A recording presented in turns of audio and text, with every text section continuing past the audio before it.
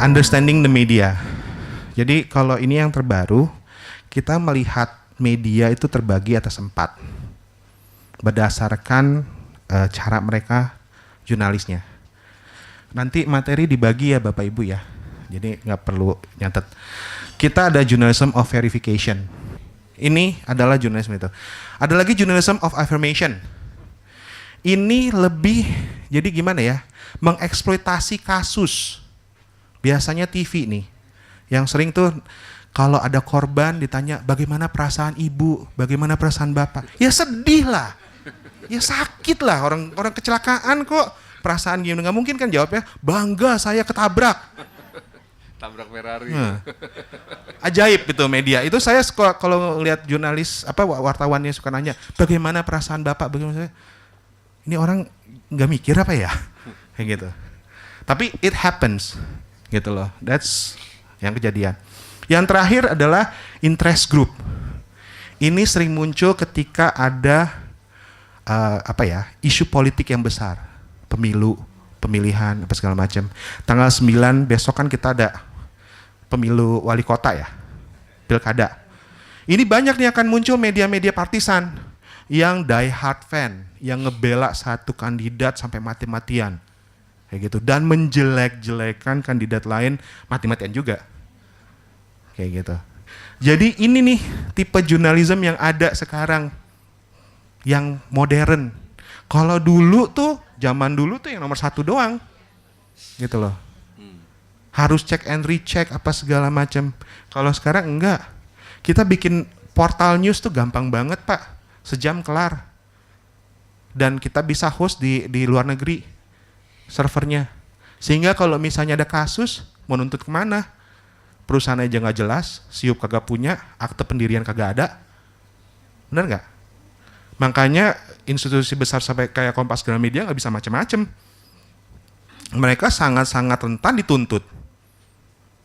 Tapi kalau yang portal news yang abal-abalan gitu, pemiliknya aja siapa kagak tahu. Kontennya seperti apa sih? Gimana sih? Pemberitaannya kayak apa sih? Emang benar-benar negatif? Jangan-jangan cuma headline-nya doang. Sekarang tuh di online news headline-nya doang yang negatif Pak. Si ini korupsi. Padahal si ini ngomongin korupsi. Gitu loh. Bukan korupsinya, benar-benar korupsi, tapi dia ngomongin korupsi. Tapi di headline-nya bombastis bilang kayak gitu. Nah, kita harus tahu what kind of content. Is the information complete? Ada yang kurang nggak? Tadi Patrias bilang both side stories. Harus cek ke guru besar, ke perusahaannya, harus cover both side stories.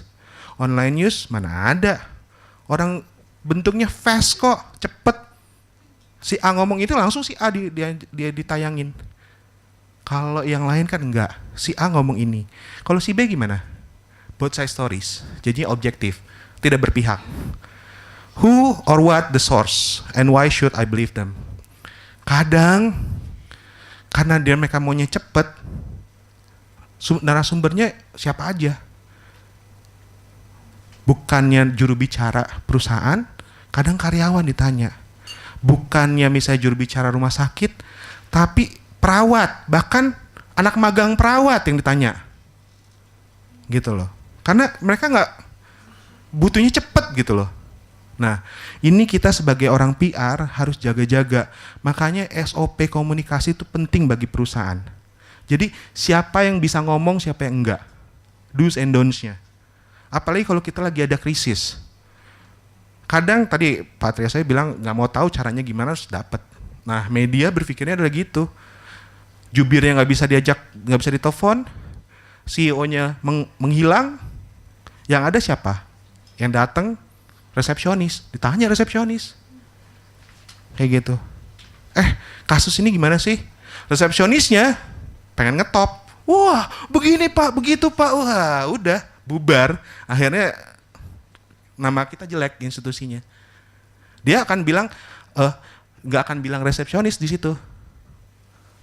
Salah satu karyawan dari rumah sakit Sarjito.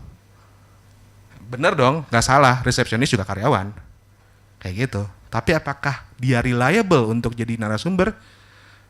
Allahu alam. Kayak gitu. Nah, perusahaan kita sebagai institusi harus jaga, bikin SOP. Dijelasin sampai ke tukang sapu. Bahwa kalau ada media, kamu nggak boleh gini. Suruh anterin ke ruangan bapak ini. Kayak gitu. Kalau sampai kali kamu ngomong, resikonya A, B, C. Do's and don'ts ya. Kejam, memang. Tapi daripada reputasi hancur gara-gara hal-hal sepele kayak gitu, ya kan? Kemudian what evidence is presented? Evidence-nya kayak gimana? Nah, di Kompas tadi yang makanya saya bilang di terakhir itu ada tested and vetted. Benar-benar dicek and rechecknya benar-benar datanya itu. Nah, tempat lain karena butuhnya cepet, nggak bisa ngomong apa-apa saya di situ. Terus alternative explanation. Segala sesuatu pasti mata koin ya. Ada dua sisi minimal kayak gitu. Dari sisi misalnya korban seperti apa, dari sisi pelaku seperti apa. Jadi jangan cuma ngelihat dari satu sisi bapak-bapak, ibu-ibu. Dan kalau bisa di cover buat side storiesnya. Terus yang terakhir nih adalah apa sih lesson learn-nya dari baca berita ini? Kalau lesson learn-nya adalah mengajak kita untuk membenci orang, membenci institusi, kayaknya nih berita bukan berita deh. Gitu. Sebab kalau berita yang benar-benar berita yang baik, ada lesson learn-nya di sana. Apa yang kita bisa pelajari dari hal itu? Bukan membenci. Ya. Basically, hubungan media sama institusi itu ada simbiosis, Bapak Ibu. Saling membutuhkan. Kita membutuhkan media untuk exposure, teman-teman media juga membutuhkan kita untuk konten. Bayangin kalau misalnya teman-teman media nggak ada berita yang diberitain juga mereka nggak bisa disebut media. Benar kan? Gitu. Jadi sebenarnya adalah simbiosis mutualism. Nah, bagaimana kita membangun ini adalah tadi membangun relationship. Makanya dikatakan media relation. Gitu, relationship. Bukan ya salah satu caranya lah buka puasa apa segala macam, tapi sebenarnya yang lebih penting adalah ngobrol. Jangan cuma pas lagi butuh, pas lagi ada situasi baru kita manggil media untuk ngobrol. Jangan. Mereka kan juga manusia juga, seneng gitu bersahabat. Ajak ngobrol, undang ke tempatnya mereka, datang ngobrol. Situasi kayak gini gimana? Apa sih trennya? Apa sih ininya? Kayak gitu. Ajak ngobrol mereka. Ketika mereka jadi teman, akan beda kalau cuma jadi kenalan relationship-nya. Nah, tadi bagus banget, itu berarti dari Pak Tri itu media udah jadi temen tuh, sampai mereka yang bilang, jangan Pak, nanti wisatawan kabur. Karena mereka udah kasih warning system, kayak gitu. Walaupun sebenarnya nggak benar ya, dalam artian itu bukan hak mereka gitu, tapi udah jadi temen gitu loh. Kayak kami juga berapa kali ditelepon sama sekretaris redaksi, Mas, besok akan keluar surat pembaca tentang ini. Kayak gitu. Sampean bisa jawab kayak gitu. Kayak mereka udah tahu klien-klien kita siapa aja. Kayak gitu, karena kita jaga hubungan baik. Kalau dari PR nggak cuma wartawannya ya, sampai ke sekretaris redaksinya pun jadi temen. Sekretaris redaksi loh, bukan orang yang ngumpulin berita. Mereka yang terima fax setiap hari tentang press release kita. Mereka yang terima email, undangan kita untuk datang ke acara. Itu mereka, sekretaris redaksi. Kalau kita ngirim undangan ke Kompas ngasih ke wartawan dimarahin kita. Harus masuk sekretaris redaksi dulu.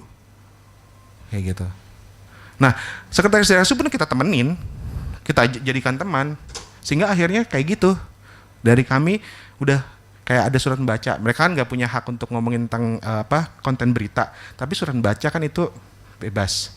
Itu mereka kasih tahu. Besok ada surat membaca dari yang komplain tentang FedEx. Waktu itu kita pegang FedEx. Siap-siap aja jawabnya ya, kayak gimana. Ada warning system seperti itu. Jadi temenin lah, kayak gitu. Sampai sini mungkin ada pertanyaan dulu sebelum saya masuk ke kasus. Lanjut, Pak. Lanjut ya. Oke. Hari ini saya akan membawakan 4 kasus. The bad, the good, the ugly, sama the best. Oke. Pertama, the good ini tentang Sido Muncul. Mungkin Bapak Ibu ada yang familiar tentang kasus ini. Beberapa waktu lalu sudah muncul dapat label Pro 65 warning dari US government. Label ini mengindikasikan bahwa sudah muncul tolak angin ini berbahaya dan bisa menyebabkan kanker. Ini untuk pasar Amerika ya. Jadi makanya FDA Amerika yang ngeluarin ini. Kayak gitu. Kejadian kayak gini. Ini kalau sampai kejadian kayak gini pasti reputasi dipertanyakan. Iya kan? Masuk sosial media langsung cepret biar langsung semua pada ribut. Nah, media pun pick up. Biasanya nih, apalagi sekarang online tuh sering banget mengutip dari Twitter si ini. Siapa dia gitu loh. Ya kan? Siapa, apakah dia punya wewenang untuk ngomong ini? Padahal mungkin abang tukang bakso yang lagi nge-tweet aja itu bisa diambil sama dia. Ya kan? Tapi ya itu, media ngasih ngambil. Kayak gitu. Yang bagusnya dari sudah muncul adalah ketika ini, situasi ini ada, dia tidak membela diri. Tapi yang dilakukan adalah menggunakan orang lain yang ngebela dia. Yaitu BPOM. PR is about third party endorser, Bapak Ibu. Ya, third party endorser, itulah PR. Bukan kita yang ngomong diri kita adalah yang terbaik. Tapi orang lain yang ngomong bahwa kita adalah yang terbaik. So, jadi daripada dia berantem bilang enggak, minta BPOM yang ngomong kayak gitu, dijelasin. Dan BPOM adalah badan yang kredibel untuk ngomong tentang itu kayak gitu. Jadi mereka pakai BPOM ngejelasin. Nah, akhirnya diklarifikasi, FDA juga klarifikasi. Jadi ada kandungan jahe di dalam tolak angin yang dicurigai sama FDA. Baru diklarifikasi. Itu kesalahan dari distributor tolak angin di Amerika. Kayak gitu. Mereka tidak melaporkan itu. Sehingga akhirnya keluarlah label ini. Tapi ketika laporan sudah disubmit apa segala macam, label ini diangkat. Kayak gitu. Nggak sampai di situ. Akhirnya perusahaan tolak angin pinternya memanfaatkan isu ini. Udah kadung, nama reputasi udah sedikit tercoreng, dimanfaatkan, yaitu dengan mengedukasi masyarakat Indonesia tentang Pro 65. Salah satu contoh ngomong, sungguh ceroboh bintolo memberi label berbahaya tanpa uji lab dulu. Begitu diuji ternyata negatif. Ya sudahlah, nggak di Indonesia produk Anda laris manis kok dan terbukti berkhasiat. Banyak yang dukung. Kita mendapat brand endorser tanpa bayar. Itu dimanfaatin. Jadi the good-nya adalah tolak angin bisa merubah krisis menjadi dukungan. Kayak gitu. The bad. Sampai sini dulu, mungkin ada pertanyaan untuk yang tolak angin. Boleh lanjut? Sekarang kita ngomong the bad. Ini saya ambil kasus yang 1-2 tahun belakangan aja ya Pak ya. Saya nggak ngomong ke belakang-belakang.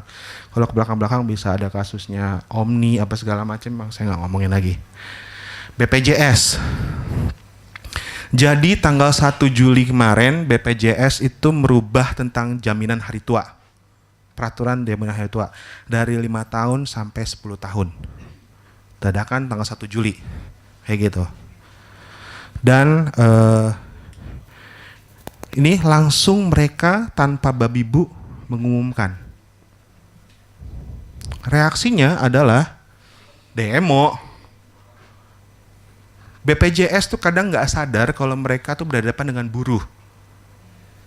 Mereka berpikirnya employee itu adalah kayak kita-kita gini. Kita-kita aja masih harus baca lagi apalagi buruh. Bapak Ibu kan sadar ya, buruh itu kan paling maksimum apa SD, SMP kayak gitu atau SMA. Gitu. pengetahuan mereka, pendidikan mereka belum sampai untuk hal-hal yang sophisticated. Karena itu mereka main bablas aja nyebarin perubahan, dan namanya buruh gampang banget tuh diprovokasi sama LSM. Akhirnya demo gede-gedean. Dan yang paling tambah parahnya adalah nggak ada koordinasi antara pihak-pihak yang berwenang. Si Direktur BPJS ngomong apa, Menteri Tenaga Kerja ngomong apa, kayak gitu. Nggak ada koordinasi dulu, nggak ada persiapan. Sehingga akhirnya terpaksa Babe turun tangan. Terpaksa akhirnya keputusannya adalah ditunda. Juli tanggal 1 diumumin, ditunda. Sampai sekarang masih dalam diskusi. Kayak gitu. BPJS ada pertanyaan? Pas ya. The Ugly, ini Malaysian Airline. Bapak Ibu tahu lah, ini bahkan sampai International Business Times itu bilang kasus ini adalah kasus krisis komunikasi yang paling parah penanganannya. Gitu. Jadi kejadiannya Bapak Ibu mungkin familiar juga, 8 Maret itu flight 370 MH370 berangkat dan hilang. Yang menarik adalah informasi tentang hilangnya pesawat baru muncul 72 jam setelah pesawat hilang. Yang paling lagi menarik adalah informasi itu muncul pertama kali di Facebook Bapak Ibu, bukan di kanal media resmi, di Facebook. Ini saya sempat capture postingannya mereka. Kemudian 8.20 mini media outlet langsung ngambil pick up. Ya iyalah, kapal hilang pasti langsung lah media ngambil. Seksi banget tuh berita ya kan. Terus jam 11 baru pertama kali mereka press conference. Itu pun masih belum menyampaikan apa-apa. Hanya mengkonfirmasi bahwa kapal hilang. Kayak gitu. Press conference, ini tadi sebenarnya ini ada videonya. Tadi saya sempat bilang body language penting. Di salah satu video ini, sayangnya nggak bisa diputar, ada terlihat salah satu narasumber yang ada di depan panggung itu senyum-senyum. Berita tentang kapal jatuh yang belum jelas korbannya berapa, belum jelas ada korban apa enggak.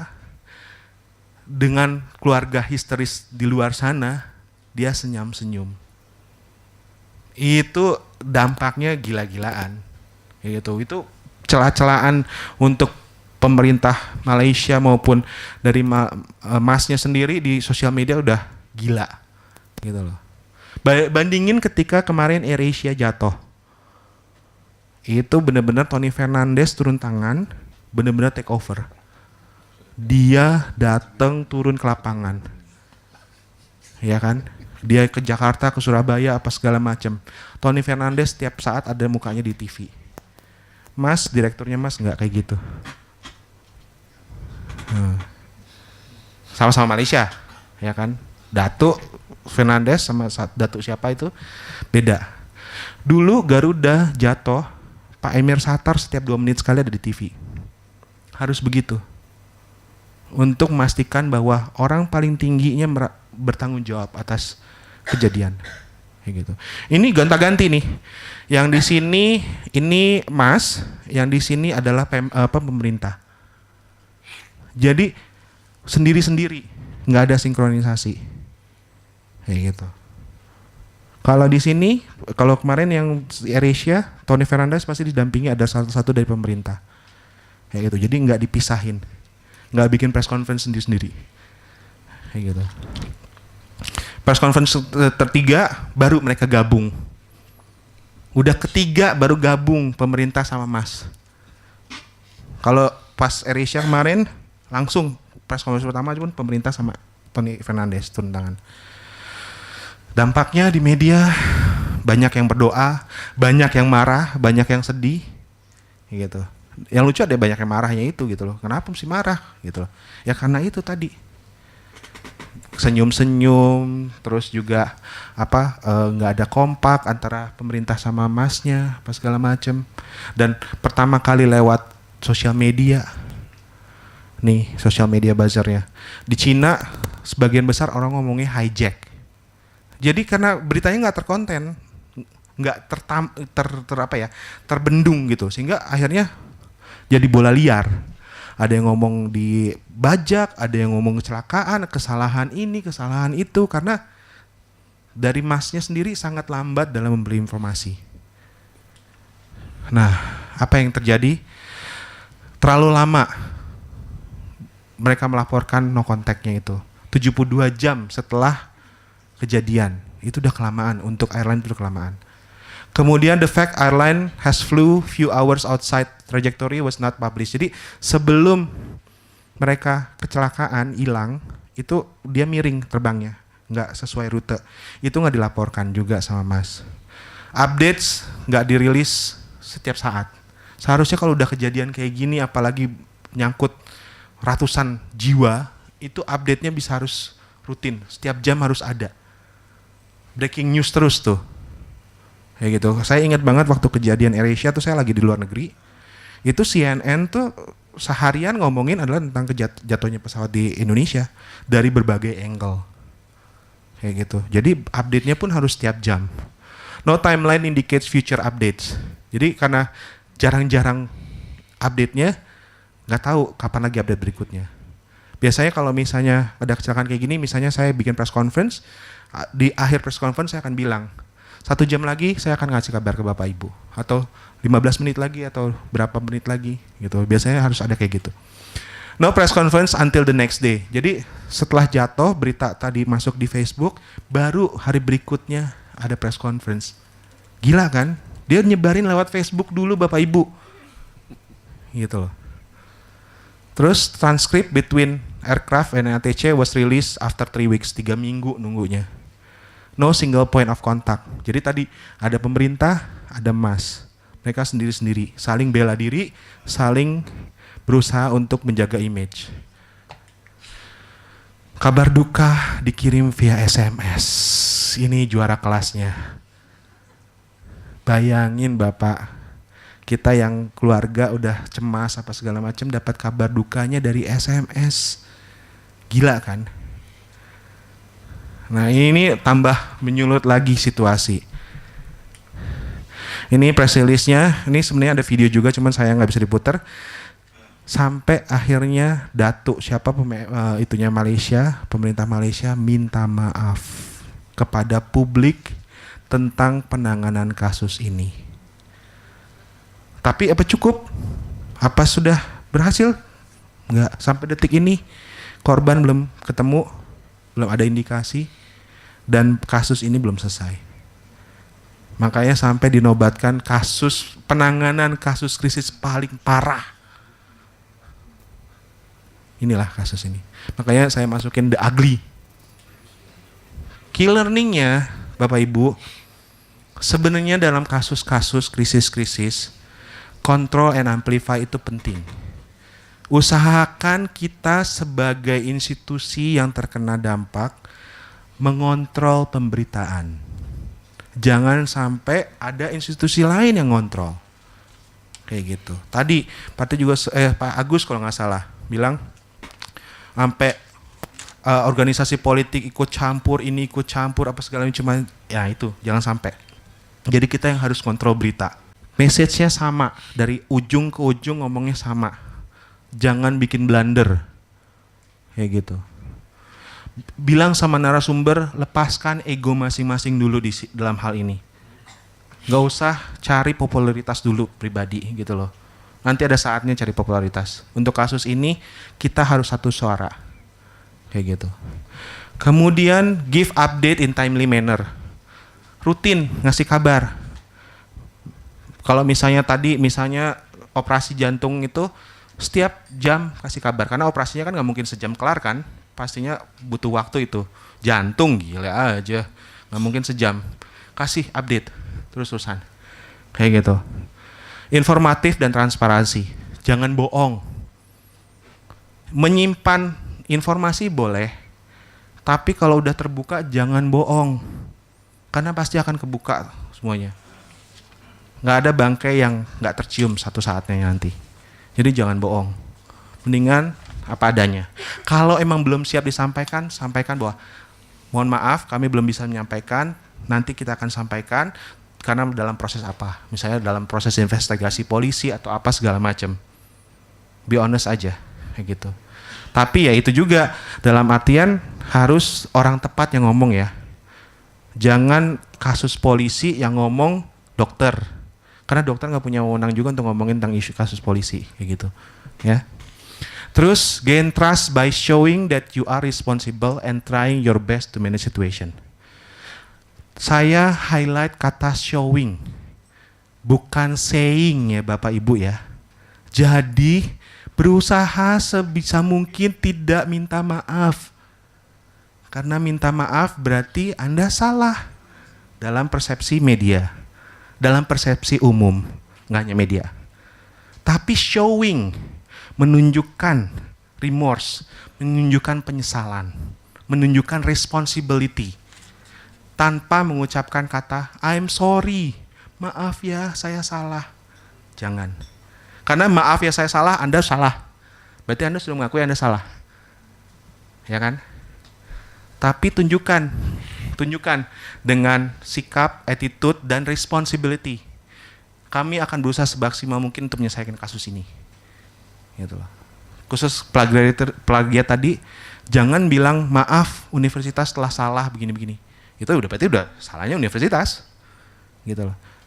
Kami menyesali situasi ini dan kami bertanggung jawab untuk menyelesaikan kasus ini. Itu lebih baik. Ya. Jangan minta maaf di depan. Biasanya nih Bapak Ibu yang kita yang dari Jawa nih, maaf duluan, minta maaf duluan. Karena kita terlalu ya permisif gitu loh. Maaf ya Mas, maaf ya gitu. Jangan, gitu. Tapi showing remorse, showing responsibility penting. Kata maaf nanti yang terakhir aja. Kayak gitu ya. Kemudian show sincerity and compassion. Itu paling penting. Kita harus kelihatan jujur sepenuhnya lah, terus juga compassion, penuh rasa kalau compassion kasih sayang tapi lebih kepada menghargai situasi kayak gitu loh. Dalam artian kalau misalnya emang kasusnya ada korban, ya kita harus nunjukin empati kita lah. Tadi makanya saya bilang sama Pak Agus, kayaknya perlu ada suatu pendidikan khusus bagaimana caranya dokter menyampaikan berita buruk pada keluarga yang lagi stres nungguin.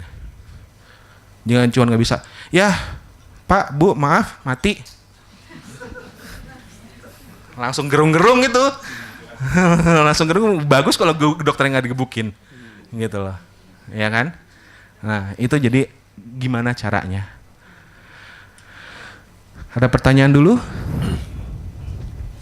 Oke Bapak Ibu, ada pertanyaan untuk Pak Franky? Ada satu kasus lagi sih Pak. Ya, oke. Kalau tidak ada, Pak, biar Pak Franky lanjut lagi. Silakan Pak. Ini mungkin singkat aja, nggak usah saya run terus satu-satu. Ini sebenarnya adalah program, saya nggak bisa bilang CSR karena tidak ada sustainability. Jadi saya bilangnya adalah charity. Kerjaannya jadi adalah Osram ngebagiin, Osram tuh merek lampu ya Bapak Ibu ya, 1.500 lampu LED gratis bagi bagi nelayan. Kerjaannya cuma as simple as that. Saya sebagai PR konsultannya cuma ditugasin untuk gimana cari exposure, media relation, kayak gitu. Tugasnya seperti itu. Jadi ya objektifnya kalau dikemasnya sih begini. Heboh banget lah, educate tentang LED teknologi apa segala macam. Padahal sih intinya adalah kita cuma mau nyumbang lampu kayak gitu. Budgetnya juga nggak gede, segini. Kita buka-bukaan tentang budgetnya. Waktunya cuma 3 minggu kayak gitu. Nah, gimana ini bisa sukses adalah itu yang menarik. Jadi kita reframe angle. Kalau cuman beritanya Osram bagi-bagi lampu, Kompas nggak akan muat. Kompas paling bilangnya masuk ke rubrik seremoninya aja Mas. Pasti yang bayar Kalau nggak salah 12,5 juta apa. Kayak gitu. Yang media-media lain sama. Nah, angle-nya yang kita ambil adalah gimana lampu LED bisa membantu nelayan mengirit 200.000 per hari. Itu angle-nya. 200.000 per hari bagi nelayan itu gila Bapak Ibu. 200.000 itu untuk satu kapal, itu yang isinya 5 nelayan.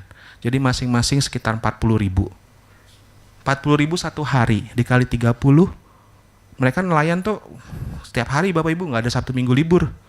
Nggak kayak kita Sabtu Minggu libur. 30 udah berapa? 1,2. 1,2 bagi seorang nelayan tuh gede banget. Jangan nelayan bagi kita juga gede gitu loh. Mereka bisa ngirit itu. Itu yang kita angkat.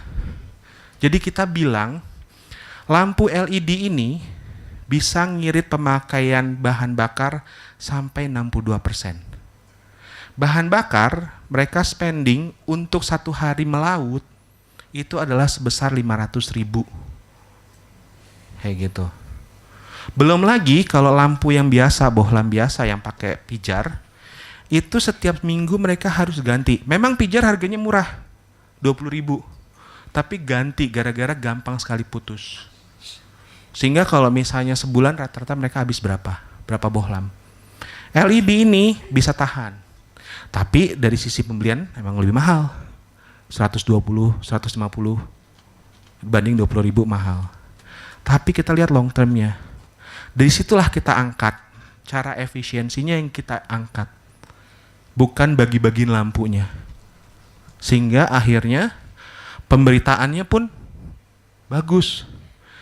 Nelayan yang nerima karena tahu bahwa dia bisa ngirit 200.000 per hari per kapal, seneng banget langsung nerima semua mereka, apalagi gratis. Gitu kan. Dan PR value-nya pun bagus gitu loh. Jadi dari hasil riset itu yang kita angkat. Ini contoh campaign videonya.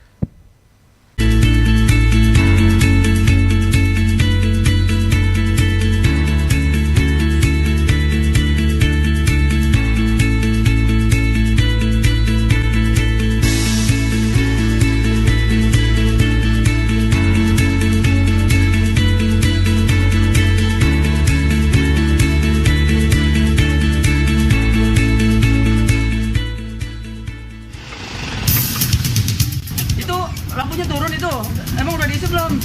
Udah, tadi udah diisi penuh. Oh bisa turun itu, kenapa? Udah tahu itu. Yan, coba tolong lampu dinyalain lagi, gelap nih Yan. Ntar saya nyalain bang. Yan, kok cuma 2 yang nyala lampunya? Udah kali. Yan, ini jadi gimana Yan?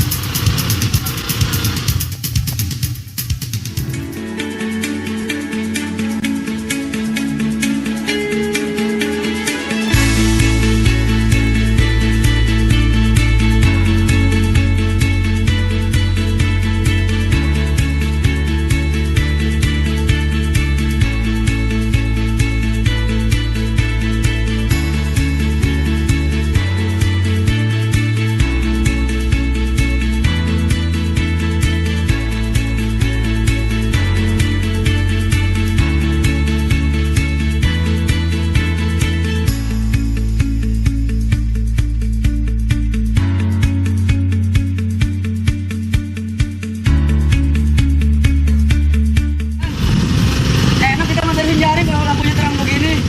Ya enak bang, kalau memang kurang kayak kemarin. Tahu dari dulu mah kita pakai lampu yang model begini aja nih. Namanya kita kan nggak tahu kalau ada teknologi yang baru.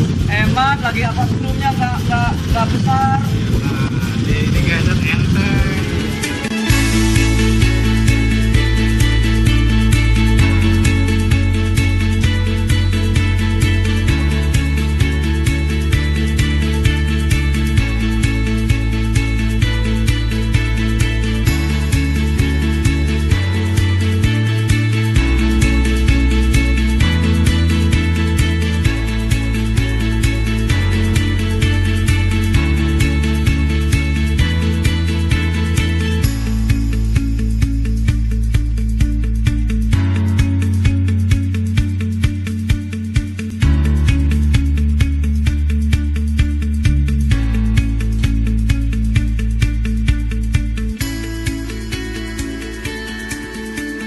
Ya, kata-kata terakhir itu Pak.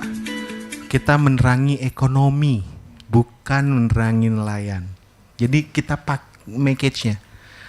Dan hasilnya Pak, hasilnya campaign kita mendapat penghargaan dari organisasi internasional. Kita menang untuk Gold Trophy untuk di campaign PR Week. PR Week itu adalah media untuk PR se-Asia Pasifik. Kemudian kita menang 2 award dari Sabre. Sabre ini adalah institusi PR dan komunikasi di dunia, dan kita menang 2 gold untuk campaign ini. Ditambah lagi beberapa media lokal kayak kemarin Mix, kita juga menang Mix Award, Marketing Award, dengan kegiatan yang sangat sederhana, bagi-bagi lampu Bapak Ibu, dan cuman media relation, nggak ada gila-gilaan kayak gitu. Jadi gimana caranya kita mempackage ini sampai akhirnya dapat award-award itu? Itulah sebenarnya yang harus kita lakukan sebagai PR konsultan. PR people lah, nggak harus hanya konsultan. Di package, kayak gitu. Hal yang sederhana bisa jadi besar, kayak gitu. Demikian Bapak Ibu, terima kasih. Ya, terima kasih Pak Franky.